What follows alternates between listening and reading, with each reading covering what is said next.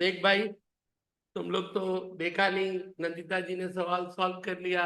नम, number 10 Sneha जी ने बताए भी थे। मिस्टर एल भादुड़ी जी का कल कलकत्ता में 4 घर है। 4 घर में बात हुआ था कि ओनर यदि खुद का बिजनेस करेगा तो उसका कोई कंपटीशन नहीं होगा। टेनेंट धंधा करे रहे, टेनेंट वाला तो ट्रीट होगा लेट आउट। खुद रहता है तो सेल्फ ऑक्युपाइड। खुद रहने पे खाली इंटरेस्ट अमाउंट पे ध्यान देना है, बाकी क्या लिखा जान के कोई मतलब नहीं बनता है। प्लस यदि किराए पे दिए हो तो ये repair, fire insurance premium, plan revenue, annual charge, ऐसे खर्चे का कोई मतलब नहीं होता था। हम लोग के समय 6 डिडक्शन मिलते थे, 5 से 6। बट उसको ही समेट के स्टैंडर्ड डिडक्शन में डाल दिया उन लोग। इसलिए आजकल इन चारों खर्चों का इंटरेस्ट ऑन लोन के अलावा और किसी खर्चे को देखना नहीं है। और म्यूनिसिपल टैक्स क्लियर है। तो इंफॉर्मेशन में क्या देखना है, यदि बहुत एक्यूरेट होना तो फिर वहां तो नजर ही नहीं ले जाते हम लोग। फालतू का नजर ले जाना मतलब समय बर्बाद होना। तो जो क्रॉस किया वो देखना नहीं है। अब रह गया कि लेट आउट में ही सोचना है। सेल्फ ऑक्युपाइड का इंटरेस्ट 25,000 है, तो 30,000 के नीचे तो वैसे भी नहीं सोचना है। बोला अनपेड इंटरेस्ट ऑन लोन में अनपेड पेड से कोई मतलब है नहीं। हाँ, ए और बी, तो अनपेड से भी कोई मतलब नहीं। नीचे एक लाइन और है। ए ने, सॉरी, भादुड़ी ने एक घर को गिरवी रख के लोन लिया और बी में यूज किया, तो इंटरेस्ट का डिडक्शन बी में मिलेगा, ए में नहीं मिलेगा। ये रहा। बाकी तो जैसे सवाल तू चलता है, तो तुझे भी मालूम है आर ई आर के लिए तू पहले 3 वैल्यू पे ध्यान देता है। तो तेरे सामने है ये 3 value: gross municipal value, fair rent, standard rent and. 3 rent को ध्यान में रख के आर ई आर आता है। स्टैंडर्ड है नहीं सब में। ग्रॉस म्युनिसिपल वैल्यू है ही है, और तेरा फेयर रेंट था, तो सीधा सीधा तुझे क्या है दिख ही गया क्या, कि आर ई आर दोनों में जो हायर है वो हो गया। इसके बाद ए आर आर पे ध्यान देते हैं हम लोग। ए आर आर पे जब ध्यान तू देता है, रेंट रिसीव्ड वर्ड के साथ पर मंथ है, और नीचे एक वर्ड है वैकेंसी पीरियड। तो वैकेंसी होने से पहले तो 12 महीने का लिखते हैं, और फिर वैकेंसी पीरियड का रेंट लिखते हैं। पहला वाला 4,000 करके 12 मंथ का 48, दूसरा वाला 2,750 करके 12 मंथ का 33, और 2 महीने का 4,000 करके 8,000 वैकेंसी। उधर 2,750 का 3 महीने का 8,250। तो पहले आप अपने डेटा को अरेंज कर रहे हो, पहले आप अपने डेटा को अरेंज कर रहे हो। आर ई आर आपको सोचना है, और बाकी तो डेटा दिया हुआ है। अब जीएवी निकालते वक्त रूल था कि आर ई आर और ए आर आर में जो ज्यादा होगा, और वैकेंसी उससे माइनस करेंगे कब, जब ए आर आर ज्यादा रहा तो। इस केस में ए आर आर ज्यादा है तो 8 माइनस हुआ। इस केस में तो आर ई आर ज्यादा है तो ये माइनस नहीं होगा। ये कहानी है जीएवी निकालते वक्त। समझ गए। तो जीएवी निकाल लिए। जीएवी निकालने के बाद सीधा सीधा अगला काम तो अपना फॉर्मेट चालू हो जाता है। अपना फॉर्मेट ये चालू होता है कि भाई जो भी आपका जीएबी आया उससे हमारा फॉर्मेट हमेशा जो कहता है कि जीएबी से म्युनिसिपल टैक्स माइनस होगा, म्युनिसिपल टैक्स में जो पेड बाई ओनर है, और उसके बाद जो पास्ट का है वो फ्यूचर का नहीं। तो इसी कहानी पे पार्ट है। म्युनिसिपल टैक्स में भी परसेंटेज एनएमवी पे होता है। मेट्रो में 10% जीएमबी का माइनस करोगे एनएमवी। तो पीएवी जब मेरा एक बार आ गया, अब हम लोगों का पूरा फोकसनेस जाएगा म्युनिसिपल टैक्स पे। म्युनिसिपल टैक्स पे जब फोकस गया तो देखते क्या है, म्युनिसिपल टैक्स बोला है 10% करके, 6 क्वार्टर का दिए हैं, उसमें पिछला 2 क्वार्टर भी इंक्लूड है, तो 6 क्वार्टर का पूरा माइनस होगा। 10% यहाँ जो ग्रॉस म्युनिसिपल वैल्यू है इसको पहले नेट में बदलना होगा। नेट में बदलने के लिए ये 10 नहीं, वो 10 रूल है।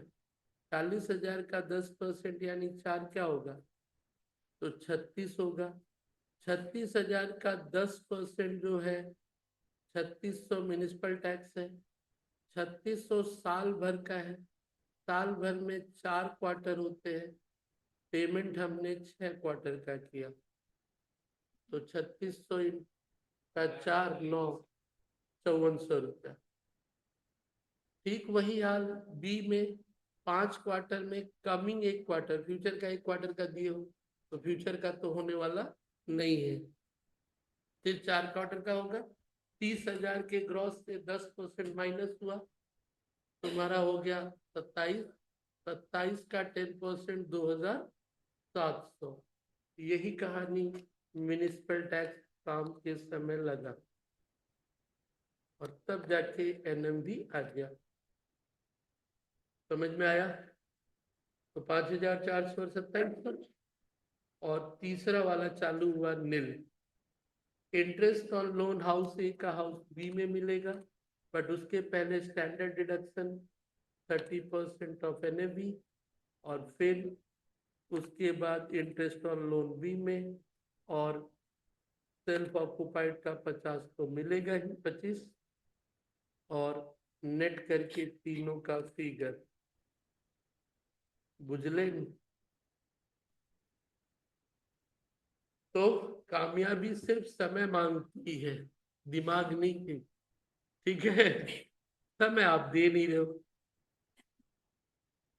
तो समय आप दीजिए एक डिसिप्लिन तरीके से। क्योंकि एक इमेज पोस्ट किए थे, नंबर मिलता है, आपको बस नंबर आना चाहिए लेना। बोला थोड़ी देर पहले बीकॉम 5th वाला लोग को एक वर्ड इमेज किए थे, तो तुम कितने पे रुके हो मालूम नहीं। 100 में 89 मिलता है, 88 मिलता है, 90 मिलता है, 96 भी मिलता है। यानी टैक्स में यदि बढ़िया से करोगे तो है, 90 का फिगर अचीवेबल है। कॉस्ट और टैक्स कम से कम 90 प्लस तो रखा करो। 100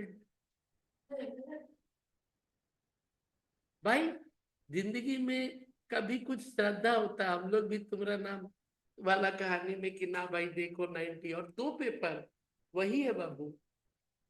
कॉस्ट टू एडवांस 2 चैप्टर पढ़ता, तो टैक्स वन जो उनका था उल्टा 3 चैप्टर तुमको पढ़ना नहीं है अभी। Deduction, set of, clubbing. तो 90 प्लस जाने में क्या दिक्कत है भाई? इंटरनल का 25 नंबर ठीक करो, ट्यूटोरियल का 75 का उधर सही करो, और जब दोनों खत्म हो ही गया भगवान के दया से, तो बाकी तो अब तुम पे है भाई। तुम लोग को भी मालूम है नंबर, तुम्हारा नंबर कैसा है देखो। 24 तो चलो पास होने का है, 30 एक 30 है, एक 40 है, एक 50 है, एक 60 है, एक 70 है। यानी यदि मार्कशीट यदि तुम आप लाते हो और उसमें नंबर दिखता है 30, 40, 50, 60, 70, 80, 90, 90 मान लिया एक्सेलेंसी है, श्रद्धा का पात्र है ना। 80 दिखने से क्या है, एक रेस्पेक्ट आता भाई, 80 मिला था। 90 तो बहुत कुछ परफेक्शन में आता, हम लोग भी मानते हैं। 90 तभी आएगा जब आप कब होगे, परफेक्शन में होगे। तो 70 दिखा और 80 दिखा। भाई 100 नंबर का पेपर पढ़ रहे हो, समय है ही है, और तुम इसके लिए मर रहे हो या इसके लिए मर रहे हो, क्या मतलब है भाई? ये तो बिना पढ़े भी लोग चीटिंग करके लाते हैं। बिना पढ़े भी चीटिंग करके लड़का लोग 50-60 क्या करता है, जो आज तक किताब कॉपी नहीं देखा है? वो लोग कभी 50-60 आता भाई, जो एक दिन किताब कॉपी नहीं छुआ है। और तुम इतना किताब कॉपी छुए हो तो भी 70 से नीचे काहे सोचते हो? थ्योरी पेपर मान लिया कि कुछ लिखना होता है, वो जो 2 प्रैक्टिकल पेपर आप सही से पढ़ रहे हो, कोशिश तो करो कि ना यार 80 तो लाया जाए। बहुत परफेक्शन, बिकॉज कितना आता है वो देख चुका तू। एक चैप्टर में कितना ज्यादा जाएगा वो भी तेरे मैट में है, उसके ऊपर तो जिंदगी में नहीं है भाई। तो क्यों नहीं परफेक्शन वाला हिसाब में जाने का कोशिश करना। बाकी खासकर ये 2 पेपर जो है, एक रेस्पेक्टेड स्कोर जिंदगी भर याद रहेगा भाई। किसी एग्जाम में मेरे को 50% पे पास होना था, 41, मिनिमम 40 के नीचे गया तो फेल। एक पेपर में 41, एक पेपर में 42, एक पेपर में 68 और एक पेपर में 86। 2 पेपर परेशान, लो याद नहीं होने का है, इसी तरह बचते बचाते निकाला। बचा 2 ठो पेपर, एक तो अकाउंट से वो कॉस्ट जो कमी था पूरा कर लिया, बात खत्म। जो कमी था वहां से क्या करो, पूरा कर लो, सिंपल सा रूल। तो सिंपली भाई थोड़ा सा जो भी रोल नंबर नाम था हटा लिया, एक बार के लिए इसी फोर्थ में दिखा तो तुम लोग भी थोड़ा सा, समय है अभी 1.5 महीना तुम्हारे पास। बस एक ही चीज का ध्यान रखना, लॉ ऑफ डिमिनिशिंग रिटर्न ना लागू हो जाए। ज्यादा पढ़ने से उल्टा होने लगता है, हमें मारेंगे बहुत बार पढ़। आप बैलेंस पढ़ो ना, ना ज्यादा ना कम।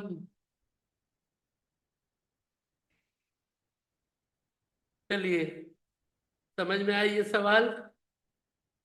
बढ़िया सवाल था, प्रैक्टिस कर लोगे थोड़ा सा। 13 नहीं की है, देख लेते 13, वही ऑप्शन वाला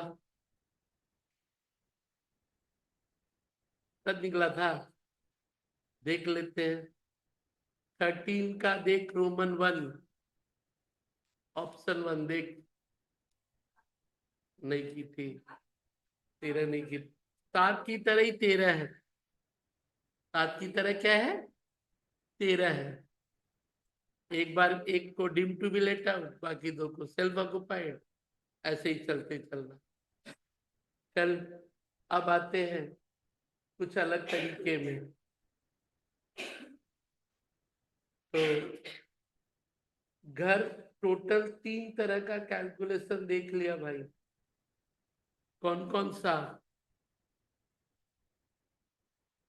late out, self occupied, deem to be let out. अब आजा आगे हम लोग, ये वाला तो सिर्फ थ्योरेटिकल है।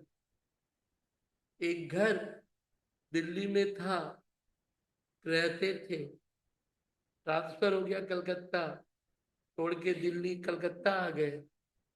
दिल्ली वाला घर खाली पड़ा है, किसी को किराए पे भी नहीं दिए। तो किराए पे नहीं दिए तो लेट आउट भी नहीं है, खुद नहीं रहते हैं तो सेल्फ ऑक्युपाइड भी नहीं है।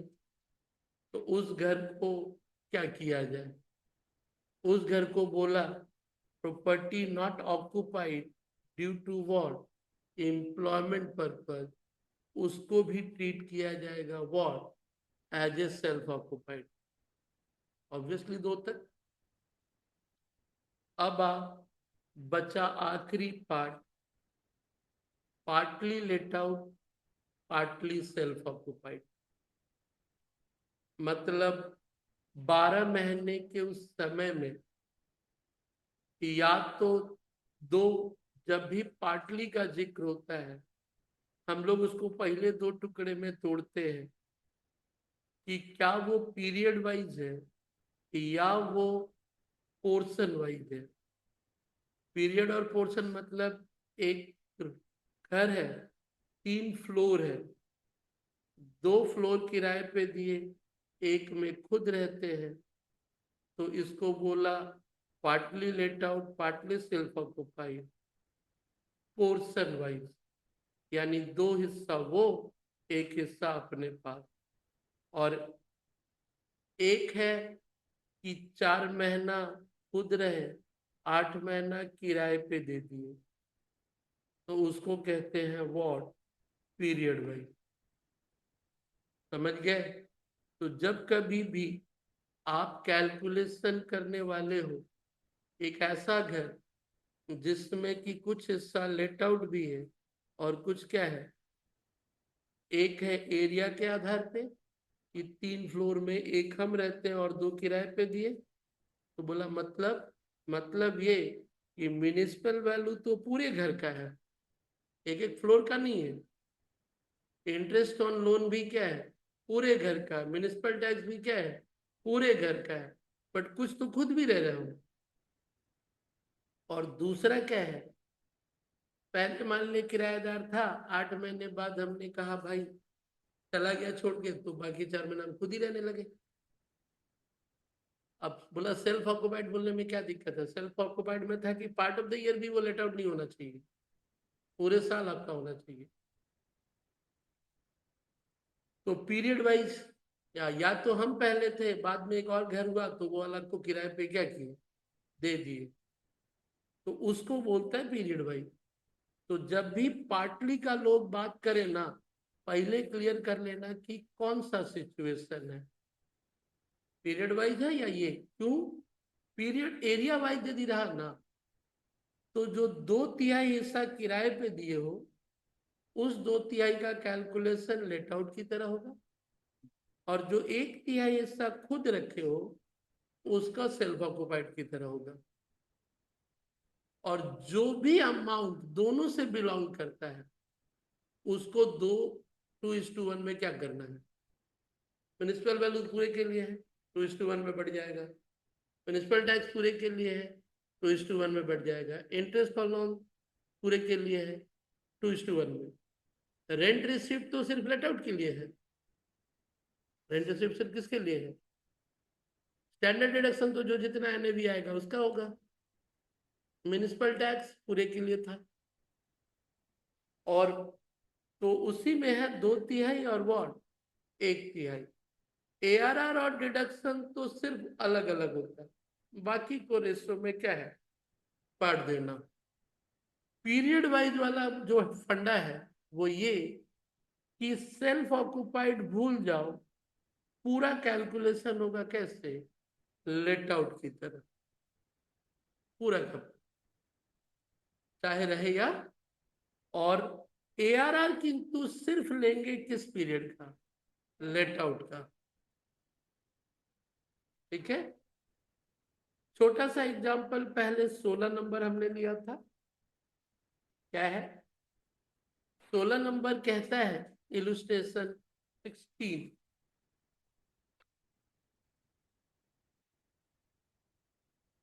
X is the owner of house at Kolkata. During the year he let out the house from 1/4/2023 to 31/12/2003 at a rent of 15,000 per month. From 1st January 24, he started living in his what? Own house. Started living in his own house. Then the municipal tax amounted to rupees, sorry, the expected rent मतलब RER 3 lakh दिया है. Municipal tax का amount है 9,000. Interest on loan है 1,20,000 for repair. बोला income from house property बताओ. ये कौन सा केस है? पीरियड वाइज या area wise? Period wise. Up to December वो खुद रहा, और सॉरी किराए पे था. जनवरी से वो क्या किया? खुद रहना चालू कर दिया. तो पीरियड वाइज हुआ. तो पूरा कैलकुलेशन कैसे होगा? लेट आउट की तरह. सेल्फ का कोई टेंशन ही नहीं है. आरईआर कितना? सीधा सीधी 3 पूरे घर का होगा. एआरआर कितना? 15,000 रुपया पर मंथ रेंट था. 1 अप्रैल से 31 दिसंबर कितना होता है? 9 मंथ का 15,000 इंटू 9, 1,35 ही लेंगे. तो 3 लाख और 1,35 में हायर. सरकार लपेट ली पूरे पे. 3 लाख पे 2, जीएवी वही हो गया. म्यूनिसिपल टैक्स 9 माइनस, बचा उसका एनएवी का 30% स्टैंडर्ड. और interest on loan let out में तो सोचना ही नहीं है. 1,20,000 पूरा का पूरा. तो सीधा सीधी बुझलेन.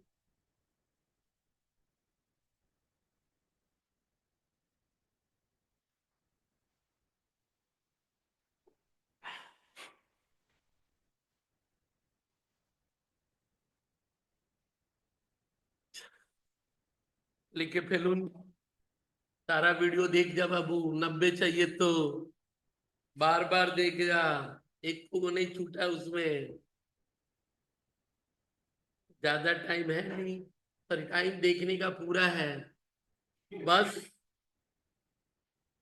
बस टेस्ट को सीरियसली दिए जा. 2 दिन में वीडियो देख और टेस्ट दे पूरा फुल हार्टेड. पढ़ जा. मान ले कि यही 1.5 महीना पढ़ना है. हफ्ता में 3 टेस्ट. हम जो बोल रहे हैं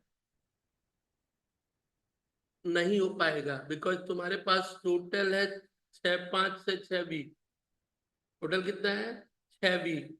उसमें भी 1 वीक पूजा उजा में जाएगा. तो गिन के 6 वीक है. चैप्टर वाइज करोगे तो 6 वीक में तो 6 ही तो चैप्टर हो पाएगा. अच्छा, उसके बाद फुल फुल पेपर भी तो लेना होगा. तो 2-2 दिन में 1-1 चैप्टर तो खत्म करना होगा भाई. अबे एग्जाम वाले के लिए 1 दिन में 9 चैप्टर, और 2 दिन में 1 चैप्टर नहीं होगा. खाली वही पढ़ना है तो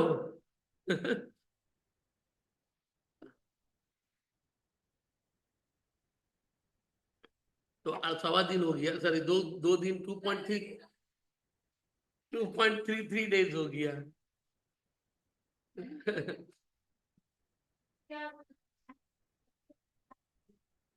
अभी 2 दिन पे फिनिश करो. ठीक है. तो पहला टेस्ट ट्यूसडे को रहेगा, और चैप्टर यही हाउस प्रॉपर्टी रहेगा जो ताजा ताजा है. पहला टेस्ट रहेगा हाउस प्रॉपर्टी जो ताजा ताजा है. ठीक है. नहीं तो इसके पहले वाला चैप्टर कौन सा था? पीजीबीपी. नहीं तो सीजी और अदर सोर्स, वो भी ठीक बोली. आसान है. सीजी और अदर सोर्स को एक काम करो, मंगलवार को दे दो.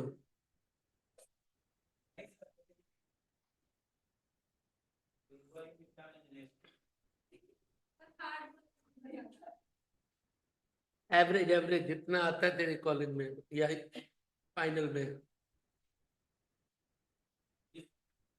बस इतना है कि डेटा याद मत करना, वो तेरे को उसी समय करना। अच्छा सवाल तो नॉर्मल होगा, डेटा बदला हो बस, टफ तो करने वाला हूँ नहीं।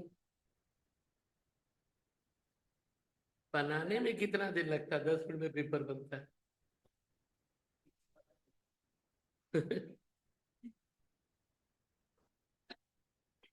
पुराना को कॉपी पेस्ट करना है, या तो 3 गुना अमाउंट करो या 2.5 गुना करो या आधा करो।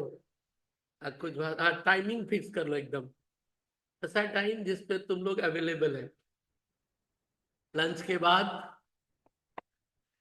या लंच के पहले? लंच के पहले। हाँ लंच करने के बाद नींद आने लगता है, नींद आने लगता है, तो 12:30 से 2 रख दो, या 11:30 से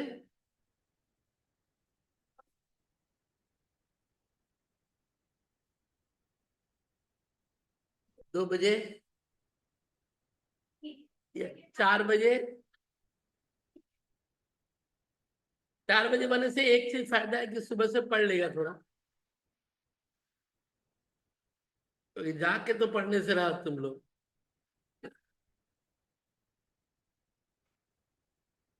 2 से 4 ही रख दो, 1 घंटे की तो होगा यदि एक एक चैप्टर है तो।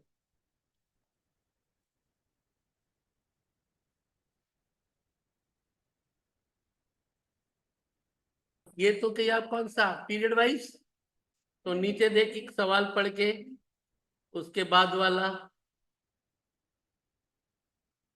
के बाद वाले सवाल में बोलता है एक्स कलकत्ता में घर के मालिक हैं, 2/3 किराए पे दिए हैं, और 15,000 पर मंथ, 1/3 में खुद रहते हैं हिमसेल्फ। आर पूरे घर का 3 lakh, municipal tax 9, interest on loan 1,20,000। ये तो कोर्स पीरियड वाइज की जगह क्या हो गया, एरिया वाइज। म्यूनिसिपल के साथ साथ 3 लाख भी बटेगा, आर आर बटेगा, म्यूनिसिपल बटेगा, और इंटरेस्ट ऑन लोन भी बटेगा। आर कितना हो जाएगा, 2 लाख 1 लाख। तो 1 लाख का तो करना ही नहीं है, सेल्फ ऑक्यूपाइड तो सब जीरो, खाली तो तुमको कौन सा लिखना, लेट आउट ना। तो लेट आउट वाला कहानी यदि ऊपर में ही बोल ले, मान ले सेल्फ ऑक्यूपाइड का, तो ये वाला वैल्यू सीधे नील है, खाली खाली क्या मिलने वाला, इंटरेस्ट ना। हाँ लेट आउट वाला जो 2/3 है उसका सारा नौटंकी चलेगा। चल बता, इंटरेस्ट का डिडक्शन कितना लिखूं सेल्फ ऑक्यूपाइड में?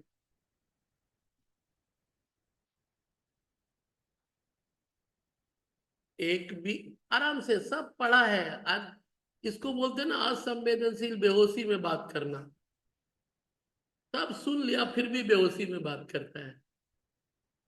इंटरेस्ट ऑन लोन पूरे घर का है ना, सेल्फ ऑक्यूपाइड का सिर्फ है वो, पूरे घर का है। तो पूरे घर का चीज तो पहले बटेगा, पहले बटेगा। लेट आउट का कितना, 2/3 80, सेल्फ का कितना 40, कितना डिडक्शन मिलेगा सेल्फ में? फिर बेहोशी में बात कर, रिपेयर वर्ड है, 30 ही मिलेगा, ठीक है। अच्छा इधर बात कर, आर कितना लिखे, 2/3 लेट आउट में, 2 लाख। ARR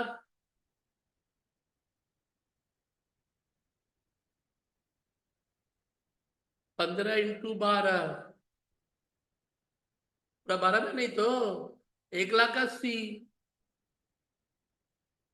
तो GAB कितना, 2। म्यूनिसिपल टैक्स कितना माइनस करे, म्यूनिसिपल टैक्स पूरे घर का है ना, खाली किराए वाले पोर्शन का?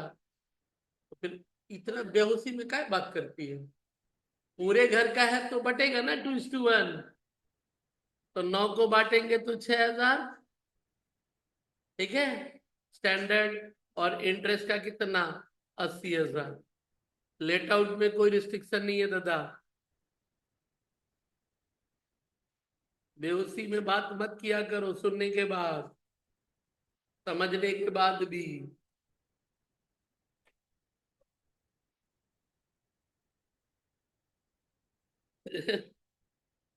देख भाई, बस डर, एकदम नॉर्मल स्पीड में चल, लगेगा कि भाई पेपर तो, जो बोलता है ना बहुत ज्यादा जाने के बाद पेपर फाड़ के आएगा।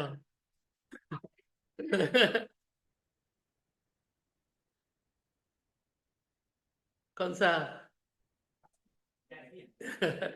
और क्या है, सीधा बात है, सिंपल कहानी है भाई। सब तो छू ही लिया आगे दाएं बाएं से, थोड़ा बहुत भाषा का फेर होगा।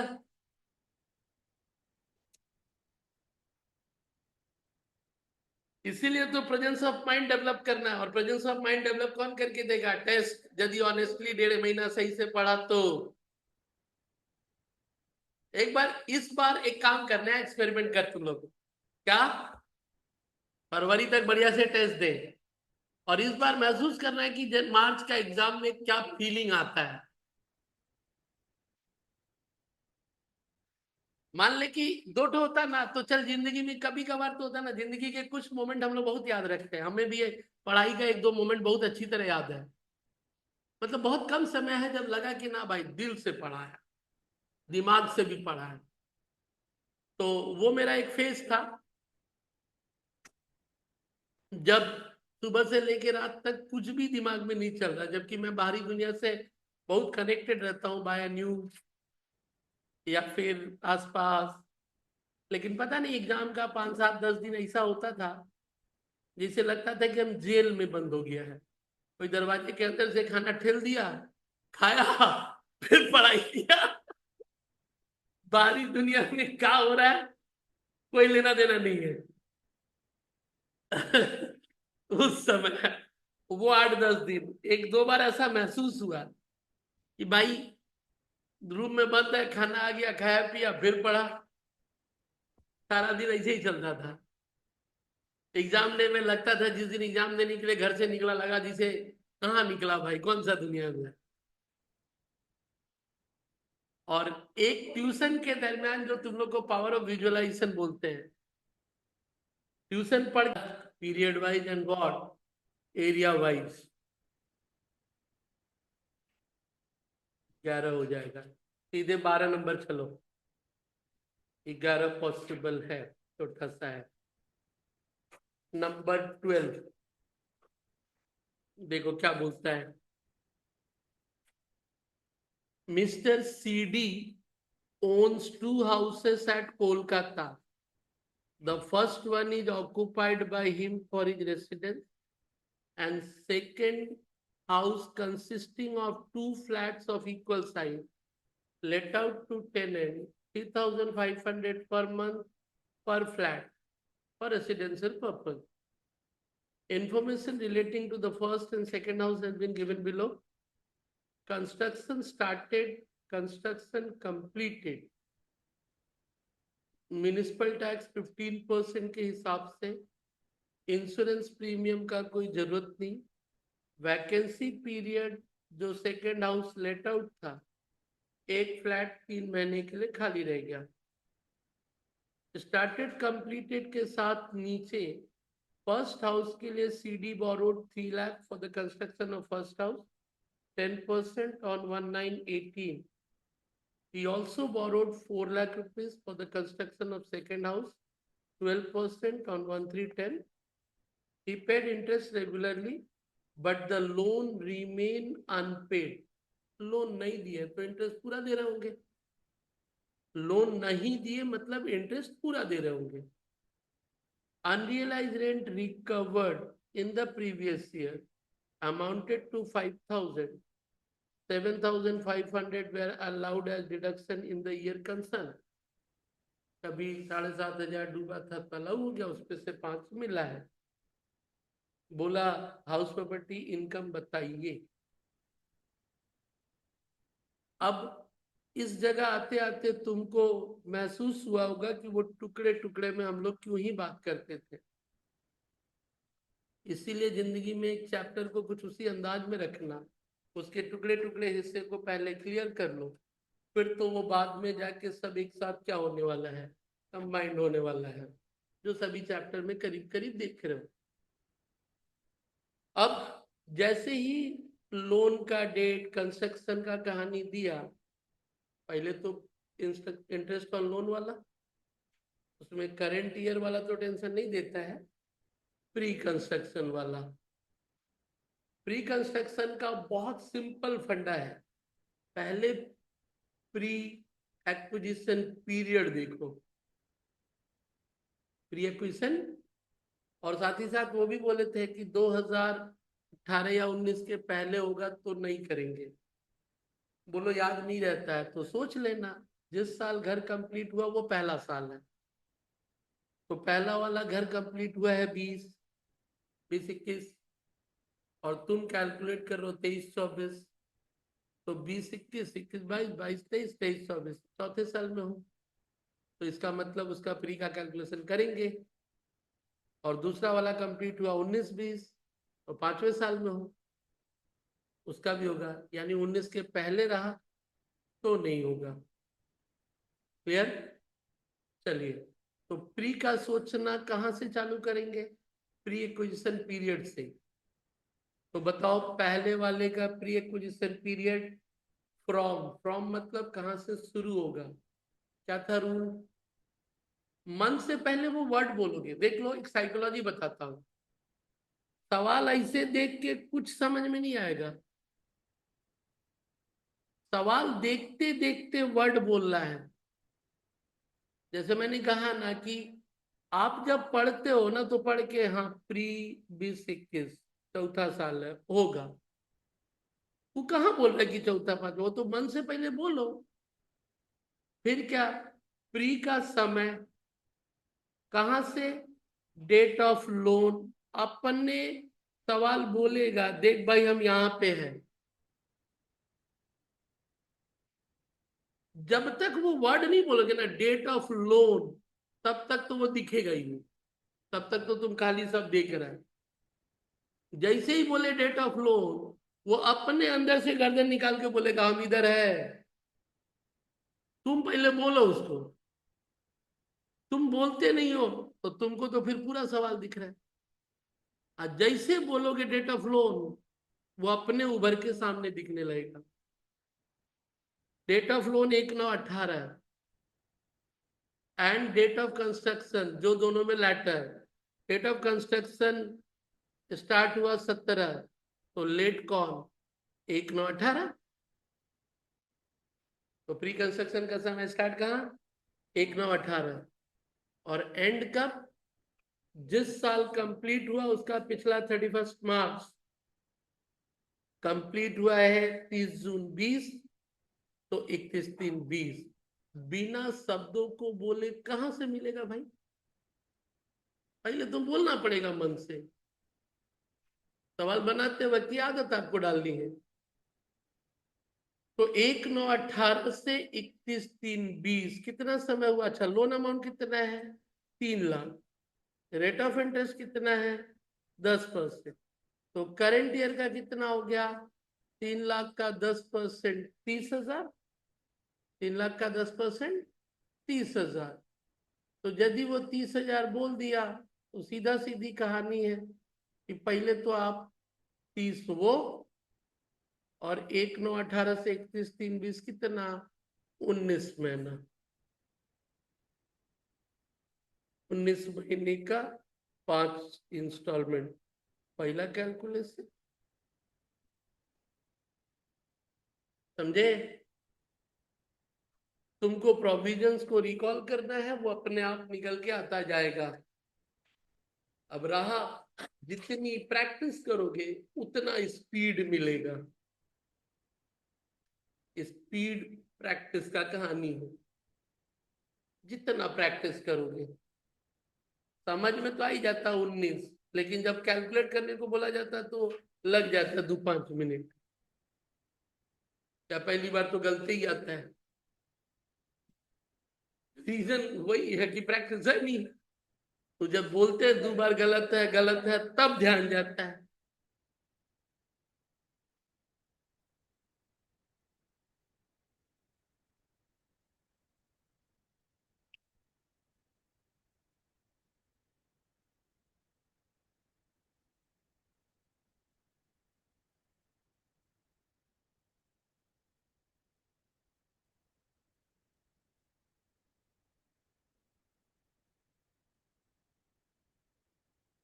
इसलिए प्रैक्टिस करिएगा पूरा जम के।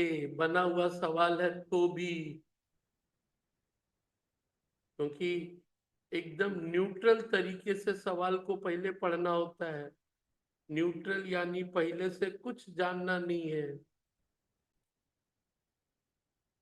हाउस टू का कैलकुलेशन ठीक उसी तरह जैसे अंदाज ऊपर देखा।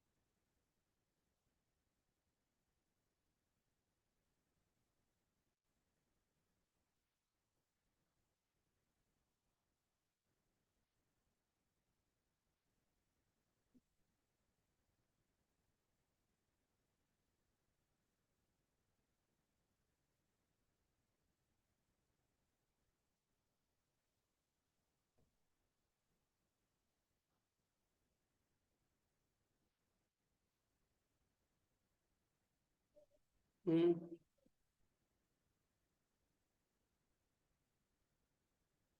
5 साल from the end of the year when loan is taken या कंस्ट्रक्शन कंप्लीटेड, वो भी एक वर्ड था। तो 5 साल एंड ऑफ द ईयर जिस दिन लोन लिए वहां से, तो उसमें जो वर्ड था सेल्फ ऑक्यूपाइड में, कि जो स्पेशल डिडक्शन का पार्ट था उसमें था from the year in which loan is taken. तो लोन टेकन तेरा 1/3/2010 का ईयर खत्म कब? 31/3/2010। घर कंप्लीट कब हुआ? 2019 में। तो इसका मतलब कैलकुलेट होगा, बट मैक्सिमम डिडक्शन कितना मिलेगा? 30,000 ही। कैलकुलेशन तो पूरा होगा। हाँ, हाँ डेट तो लेटर लेंगे, लेकिन वो जो सारा कैलकुलेट होने के बाद लास्ट में लिखा जाएगा कि भले ही 30 से ऊपर है, पर डिडक्शन होगा सिर्फ कितने का? 30 का ही। हाँ स्मार्ट बने हो तुम ही। 30 बने हो तो पहले तो तुमको पूरा का पूरा क्या करना होगा? लिखना होगा।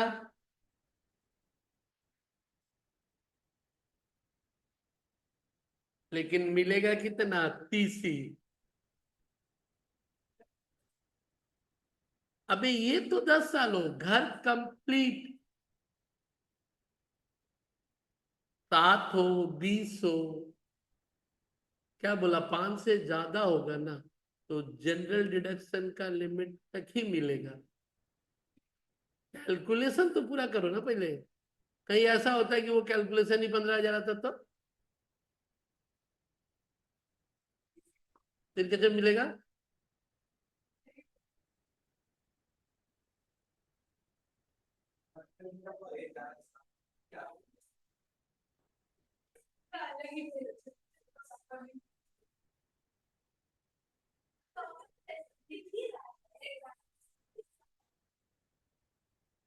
अच्छा, दूसरा कहानी है, इसमें 5 साल वैसे भी लागू नहीं होगा। सेल्फ ऑक्युपाइड है, लेट आउट है हाउस टू।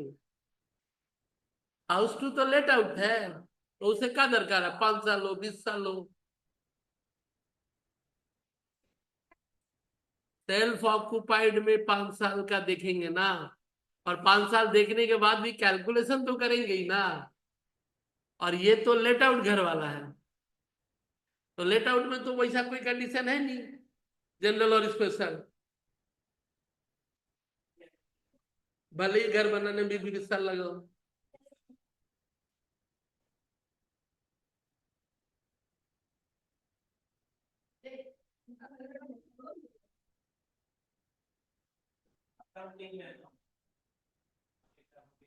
तो हम भी वही लिखा है, 7 साल 3 महीना।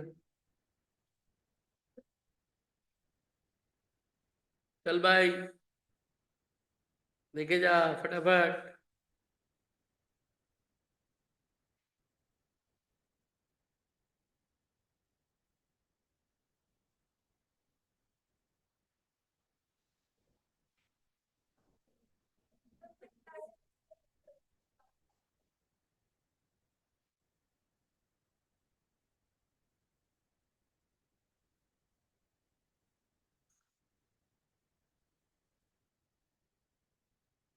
क्या चीज का? टेस्ट का?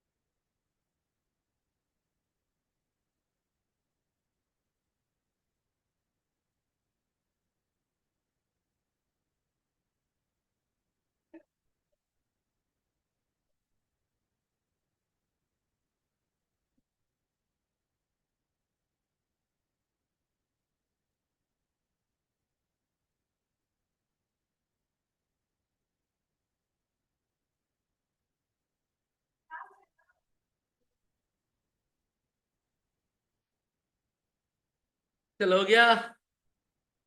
अब इस सवाल में देख, ग्रॉस म्यूनिसिपल वैल्यू दिया है मैडम, नया कुछ है, लेकिन फिर भी निकालेंगे हम लोग।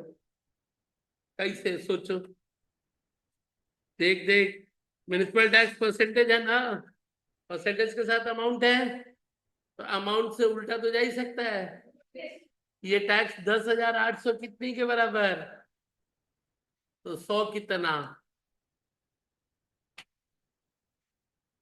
ठीक है। और म्यूनिसिपल टैक्स किस पे निकलता है? म्यूनिसिपल वैल्यू पे। कौन सा, नेट या ग्रॉस? शहर कौन सा है? कोलकाता। सही है, ग्रॉस 1/9।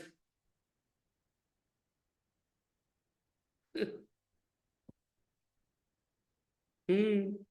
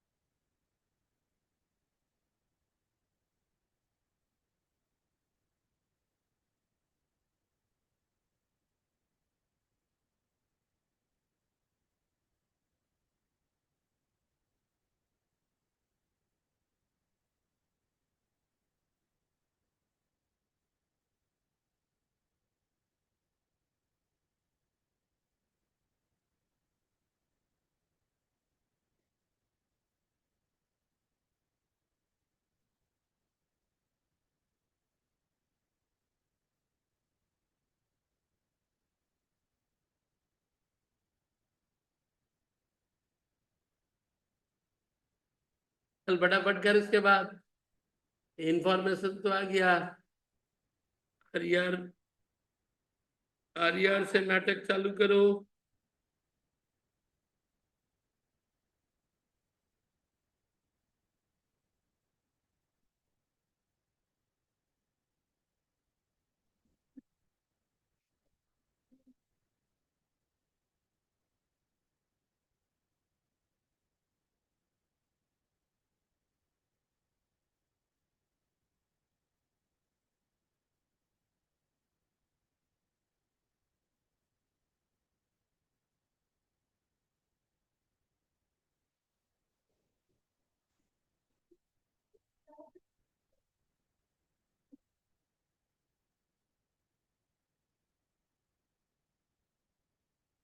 चलिए आगे का कर।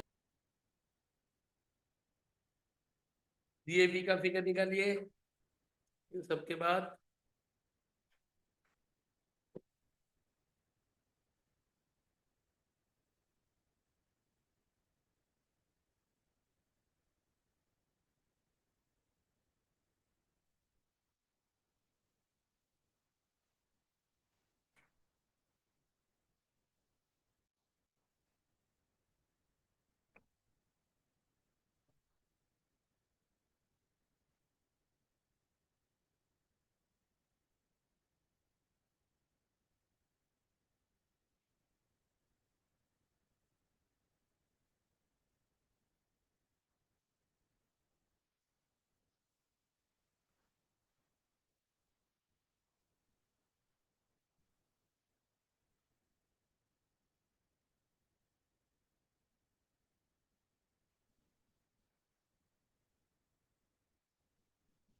शांति से दे, तो घर जा फिर।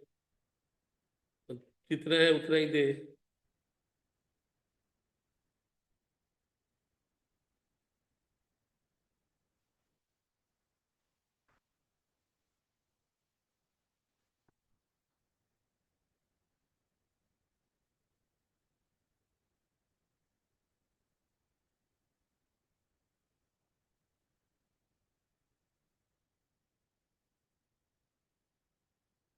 उधर जा।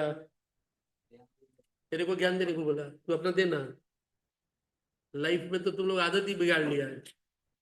नहीं तो घर जा फिर, क्या दरकार है। मजबूरी में तो बुलाया नहीं।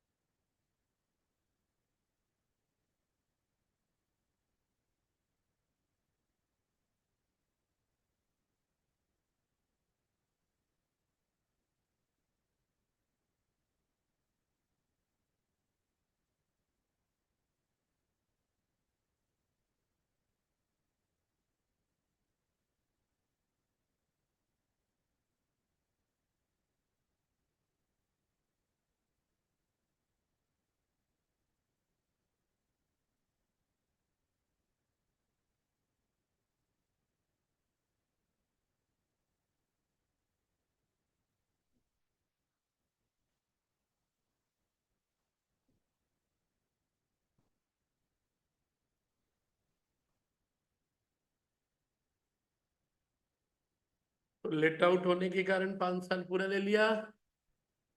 उससे कोई फर्क नहीं पड़ा। तो होता भी तो पहले तेरे को पूरा कैलकुलेट करना था, बाद में 30 लिखना था। और रिकवरी ऑफ अनरियलाइज रेंट है, तो 30% माइनस करके जोड़ेगा।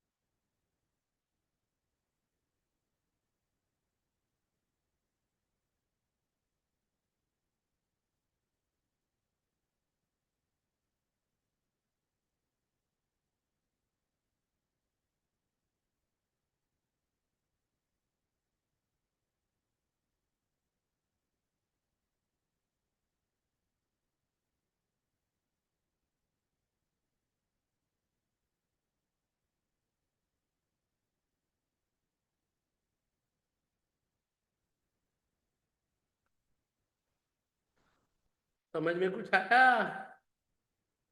जहाँ जहाँ डाउट है क्लियर कर लीजिए।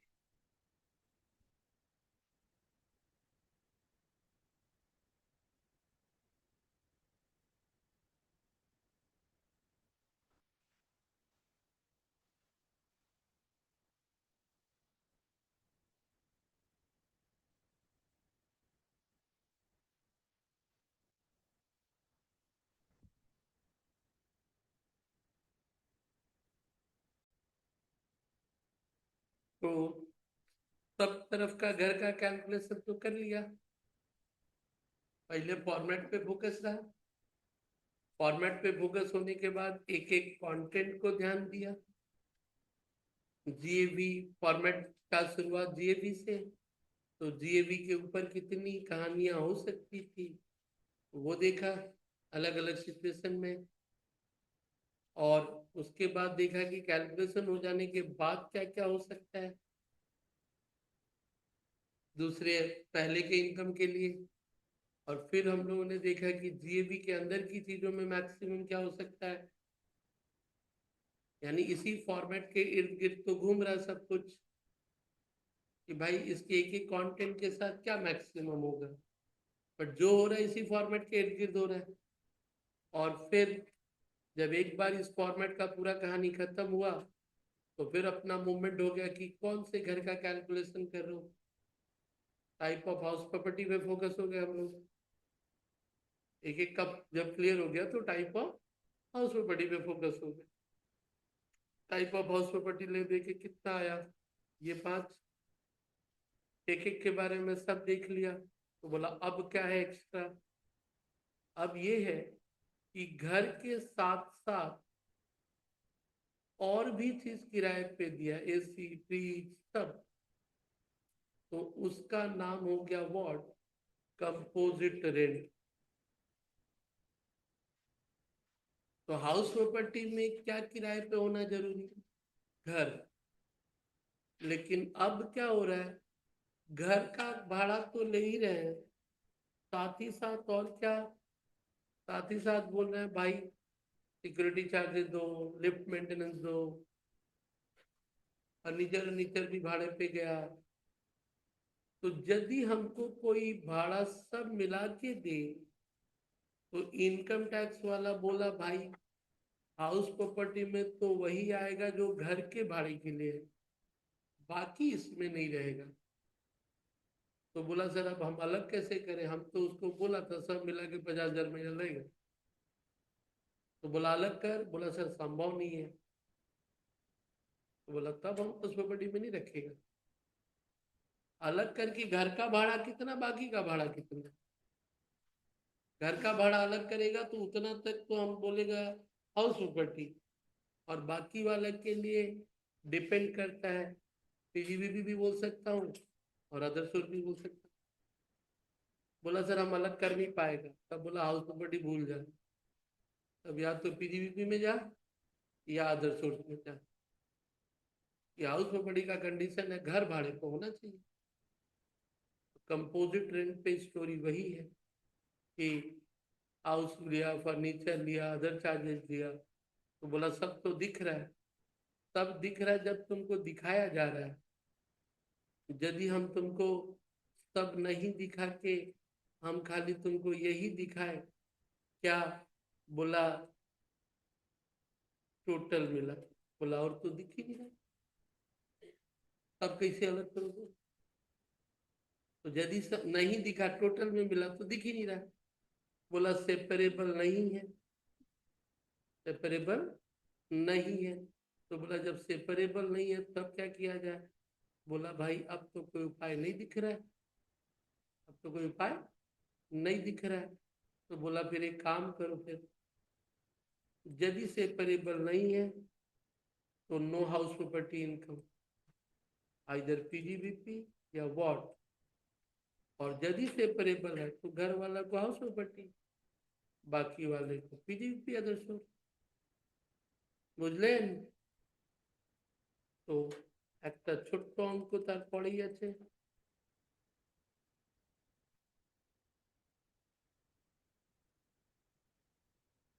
Mister Bharat owns a commercial complex at Patna. He is in the business of letting out premises on rent. अगले का काम ही है रूम को किराए पे देना। प्रॉपर्टी का एनुअल रेंट है 12 लाख। रेंट उस 12 लाख सॉरी 18 लाख रुपए में इंक्लूडेड है लिफ्ट का 1, कार पार्किंग का 50 और 1.5 लाख अदर सर्विसेज का। म्युनिसिपल वैल्यू है 16, म्युनिसिपल टैक्स पेड हुआ है 2 लाख, इंटरेस्ट ऑन लोन है 1 लाख और एक्सपेंसेस इनकर्ड है सर्विसेज के लिए 80,000।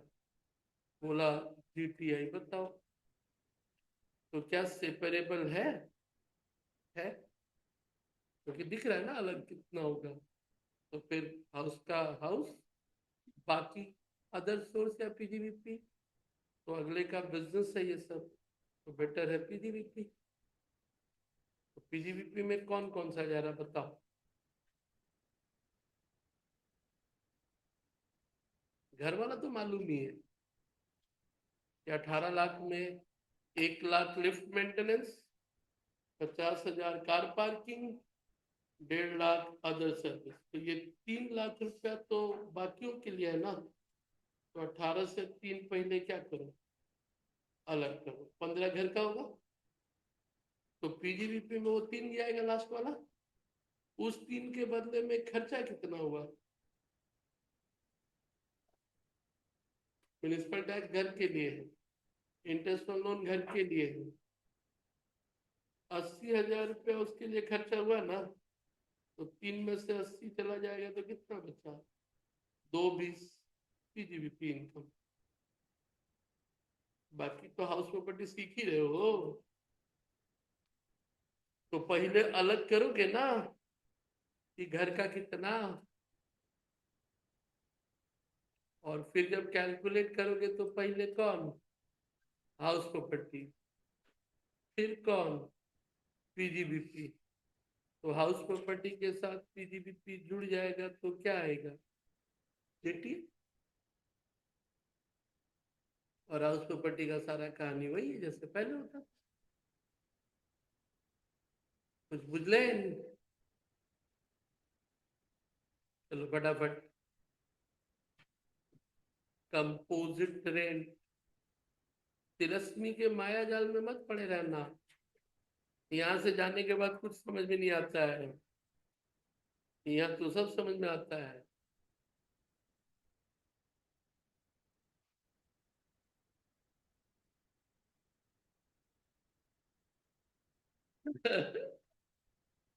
वही तो मैं बोला।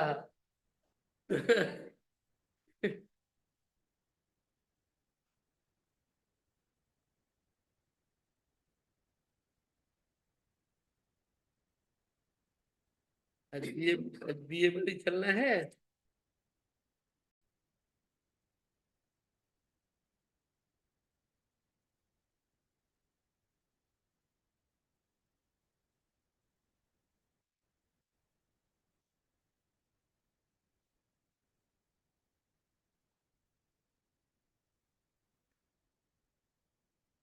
हम्म,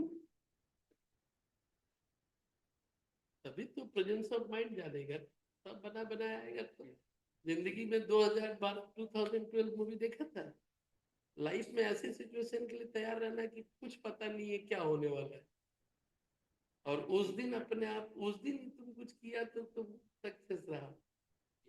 सब कुछ जाना पहचाना चीज, फिर लाइफ में एक्साइटमेंट कहाँ भाई। एक्साइटमेंट में दुनिया को बोलता भाई सरप्राइज गिफ्ट। तो सरप्राइज वर्ड मजा देता है ना। तो जिंदगी में जब गिफ्ट सरप्राइज चाहिए तो परिस्थितियां भी सरप्राइज चाहिए।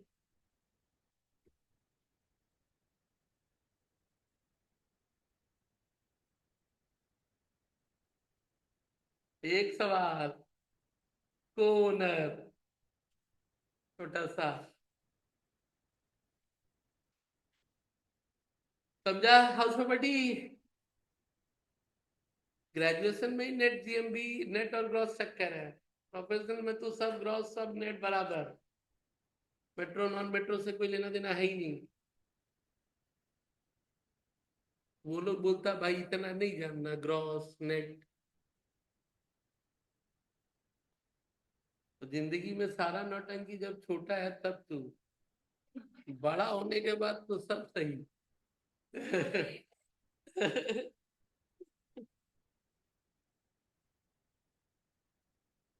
बोलते ना इधर एलएफ लीग इधर ये लीग, हायर लेवल पे कुछ मत ले।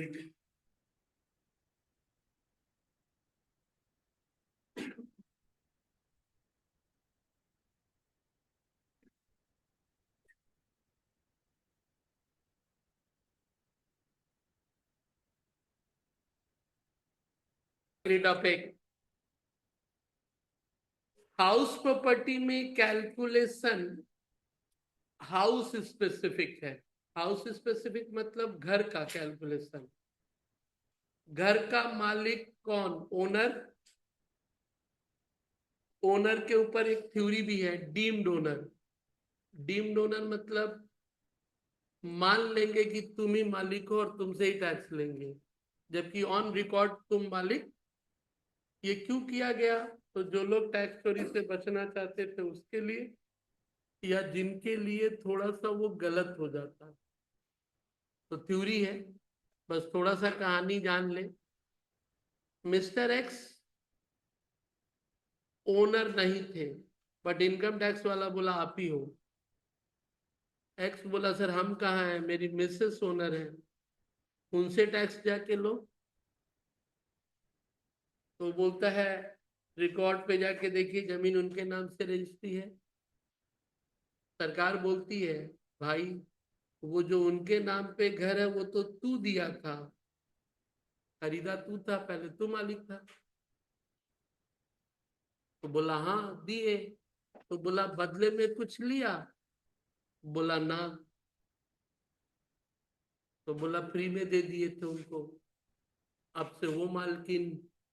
बोला कागज पे वो मालकिन, इनकम टैक्स में तू मालिक। हम तेरे ही नाम पे क्या करेंगे, कैलकुलेट करेंगे। बोला ऐसा क्यों? बोला तू देख रहा था कैमरा में बहुत टैक्स आ रहा था तो उनको नाम पे डाल दिया, उन पे टैक्स नहीं आएगा। तो कहानी वही था कि ऐसा रहा तो ट्रांसफर टू हिज वाइफ। लेकिन वो बोला सर हमको देना पड़ा मजबूरी में। बोला क्यों? बोला तलाक में मांग ली। एक तो बीबी भी गई, एक तो घर भी गया, ऊपर से बोलते टैक्स हम देंगे। तो बोला नहीं उस केस में तेरे से नहीं लेंगे, उस केस में तेरे से नहीं लेंगे। देख कुछ मजाकिया एग्जाम्पल, यही कहानी है। मतलब टैक्स की दुनिया में बहुत अजीब अजीब हरकत है। एक सैलरी में एक ठो जगह है कि 2 बच्चे का डिडक्शन मिलेगा। तो पहला बच्चा हुआ ठीक है, बेचारा दूसरा बच्चा के समय ट्विन हो गया। बोला सर हमारा कहाँ दोष है, दूसरा में तो ट्विन हो गया, 3 ठो हो गया, डिडक्शन का ही नहीं मिलेगा। तो सरकार बोली ठीक है मिलेगा। चल छोड़ हटा। अब इनकम टैक्स बहुत प्रैक्टिकल है, जो वास्तविक जिंदगी में है उन्हीं पे है। चल डीम्ड ओनर का मतलब है तुमको मान लिया जाएगा भले ही डॉक्यूमेंट पे आप ओनर नहीं हो। एंड फाइनली एक छोटा सा प्रोविजन पहले और खत्म कर ले। आप एक प्रोमोटर हो। आप एक क्या हो? प्रोमोटर हो। तो घर आपके पास तो 100-200 होंगे, बिका नहीं है तो आप ही के पास है। तो बिका नहीं है तो सरकार तो फिर लपेट लेती इनकम फ्रॉम हाउस प्रॉपर्टी 2 से ज्यादा। और नहीं नहीं, सरकार लपेट लेती। आप सरकार पहले छोड़ दी थी, क्या बोलता था सर मेरा तो बिजनेस है, हम तो बेचने वाले हैं। सरकार बोली ठीक है बेचने वाला है हम मानेंगे, लेकिन तू तो पिछले 2 साल से बेच ही नहीं पाया, 2 साल के बाद वो तेरे से लेगा, या तो 2 साल में सब बेच।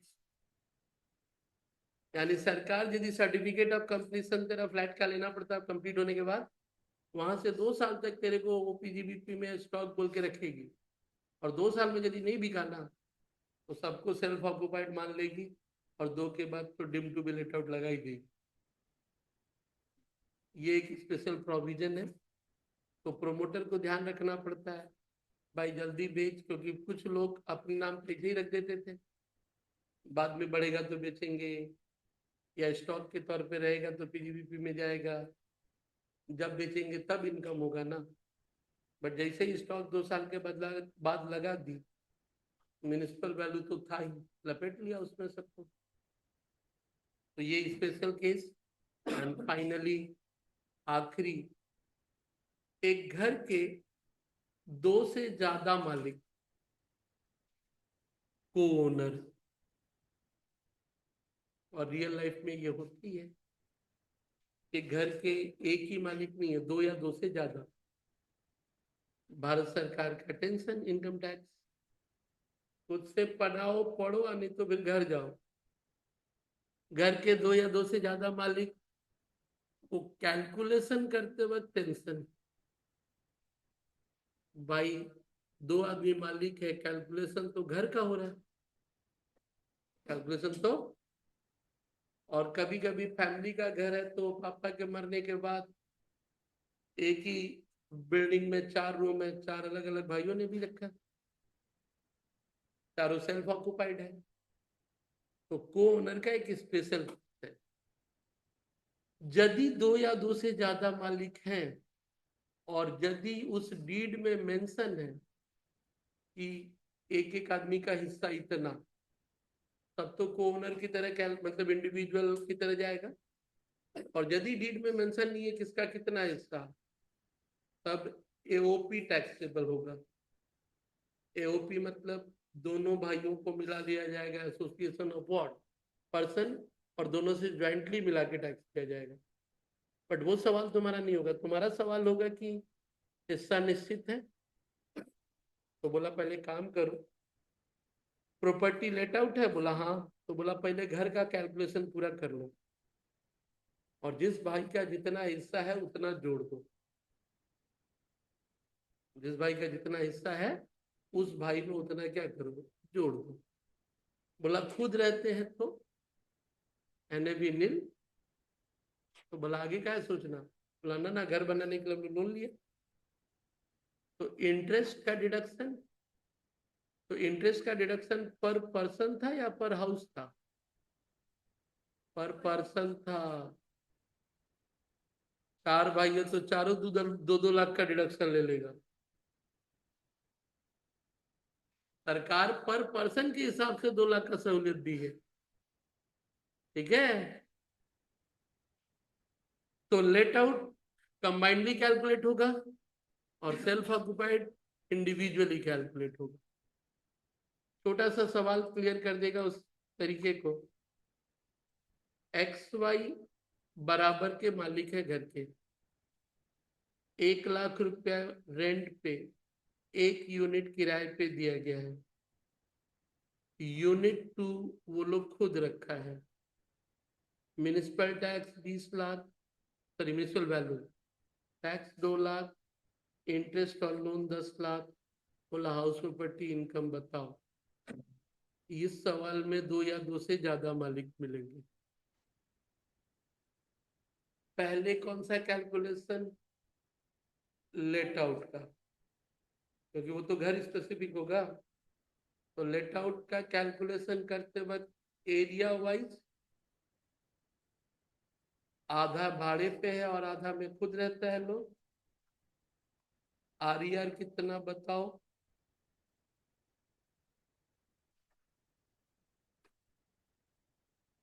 10 लाख। 20 लाख का आधा, 20 लाख का आधा कितना? आर ARR कितना? 1 लाख इंटू 12, 12 लाख। GAV कितना? 12 लाख। 10 और 12 में हायर कौन? 20 म्यूनिसिपल वैल्यू था, उसका आधा तो 10 ही लिया यार, और ARR 12 तो 12 लिया। म्यूनिसिपल टैक्स लेस कितना, फिर दो बोलता है, इसी को बोलते हैं बेहोशी में रहना। दो पूरा था, आधा एक, तो 12 से एक माइनस हुआ 11। स्टैंडर्ड डिडक्शन 30%, 3,30,000, 11 का। इंटरेस्ट ऑन लोन का डिडक्शन कितना, 5,00,000। 10,00,000 में से आधा, 10,00,000 में से आधा। कोई डाउट है तो ध्यान रहे।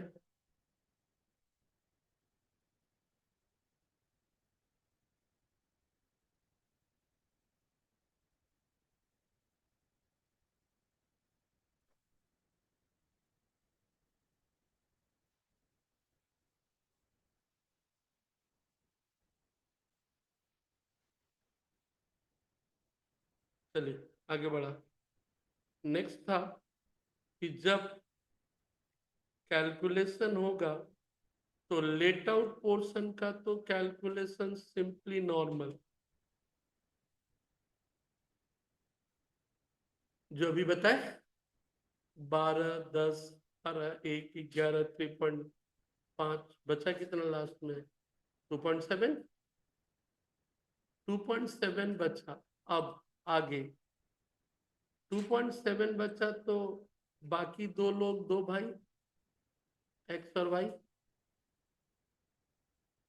इनकम फ्रॉम हाउस प्रॉपर्टी,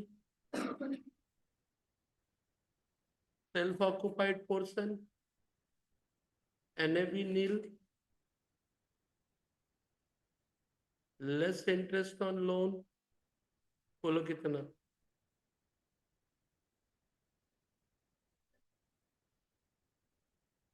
फिर बेहोशी में बोलिए। Maximum deduction 2,00,000,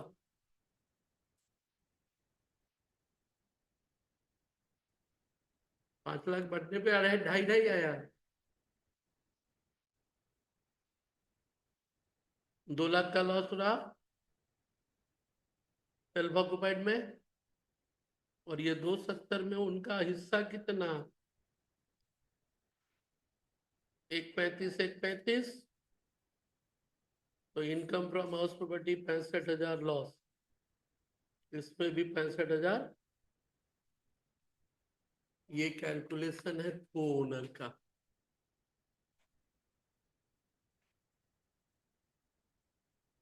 let out portion अलग कैलकुलेट होगा। लेट आउट पोर्शन क्या होगा, और पार्टली लेट आउट, पार्टली में को ओनर, सेल्फ ऑक्युपाइड एक एक आदमी का, और ये लेट आउट को जोड़ दो, बढ़ जाएगा। बुझले।